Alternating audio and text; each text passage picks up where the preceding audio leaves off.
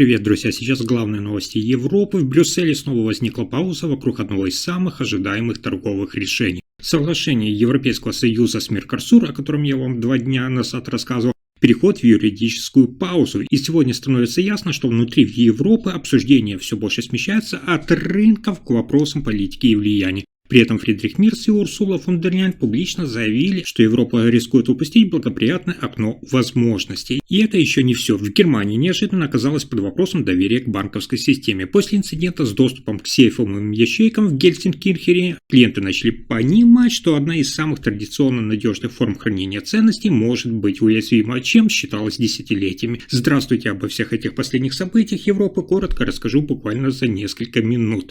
Итак, после 25 лет переговоров крупнейшее торговое соглашение между Европейским Союзом и южноамериканским блоком Меркосур вновь оказалось под вопросом, на этот раз не из-за экономических расчетов, а из-за политических разногласий внутри самого Европейского Союза. В среду Европейский парламент проголосовал за то, чтобы отправить недавно подписанный договор на проверку в Европейский суд. Это означает, что ратификация может быть отсрочена на месяцы или даже на годы, потому что суд дает свое заключение о соответствии соглашения основаниям и нормам европейского права. Я вам недавно даже сообщал, что соглашение уже было подписано 17 января 2026 года в Парагвае после того, как страны-члены Европейского Союза официально дали ему зеленый свет. Оно должно было создать одну из самых больших свободных торговых зон в мире с рынком, внимания, более 700 миллионов потребителей, убрать более 90% тарифов и укрепить экономические связи Европы с Бразилией, Аргентиной, Парагваем и Уругваем. Промышленность Германии особенно рассчитывала на такой шаг, так как экспорт автомобилей, инженерной продукции и химии мог получить новый импульс, а доступ к богатому рынку Южной Америки стать компенсацией потери из-за американских тарифов и китайской конкуренции. Но теперь эти экономические перспективы откладываются. Причина приостановки обсуждения связана с расхождением политических позиций внутри самого ЕС. Большая часть французских депутатов и фермерских групп добивалась проверки соглашения, опасаясь, что дешевые сельскохозяйственные товары из Меркосур подорвут доходы европейских фермеров и создадут несправедливую конкуренцию для местных производителей.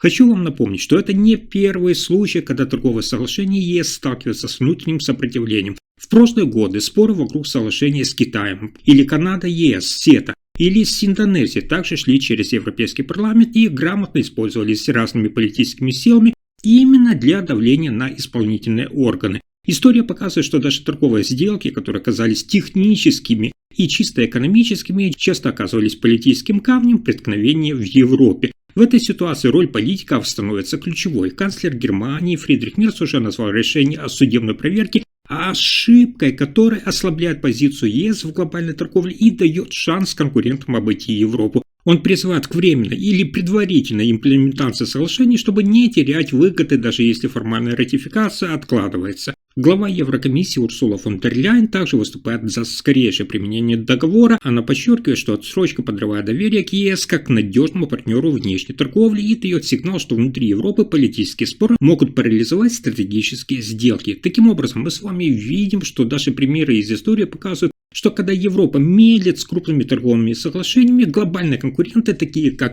Соединенные Штаты Америки или тот же Китай, не ждут. Они развивают альтернативные рынки, укрепляют свои связи и занимают нишу, которую могла занять Европа. В 2010-х годах затяжки с соглашениями, торговыми нормами с Соединенными Штатами Америки уже приводили к тому, что европейские компании теряли рынки под давлением американских стандартов. Сейчас же на карту поставлено намного больше, чем просто экономическая выгода. Поэтому Меркосур – это попытка для ЕС диверсифицировать рынки сбыта, уменьшить зависимость от того же Китая, а также ответить на торговые действия Соединенных Штатов Америки.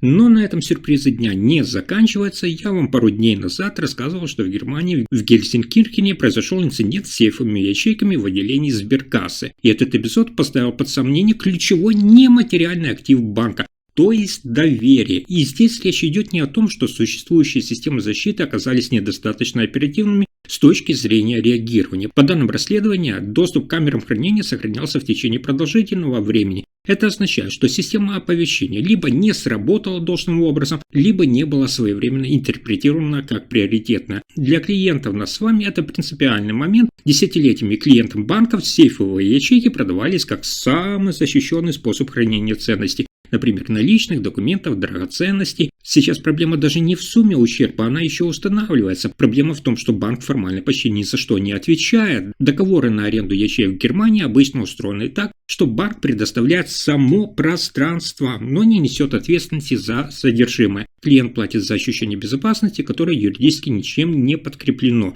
После Гельсинкирхена клиенты задают прямой вопрос: если доступ к ячейкам возможен без взлома дверей банка и без немедленного реагирования, чем такая защита отличается от обычного металлического шкафа? Сами банки отправляют клиентов смотреть на договоры, а клиенты теряют доверие. И это чувствительный момент для всей системы. Сейфовые ячейки – это не массовый продукт, но они символ стабильности. Их арендуют люди, которые не верят цифровым хранилищам, то есть банковским счетам и депозитам, не хотят держать ценности дома и привыкли считать банк, скажем так, последней линией защиты. Но когда эта линия защиты оказывается условной, вопросы возникают не к одному филиалу, а к банковской модели в целом. Исторически немецкие банки, вы знаете, строили репутацию именно на надежности и консервативности. Помните, как после банковских кризисов, отрицательных ставок и цифровых сбоев сейфовые ячейки оставались редким островком старой гарантии. Теперь становится ясно, что и здесь уровень защиты может быть недостаточно определенным, а ответственность распределена неочевидным образом.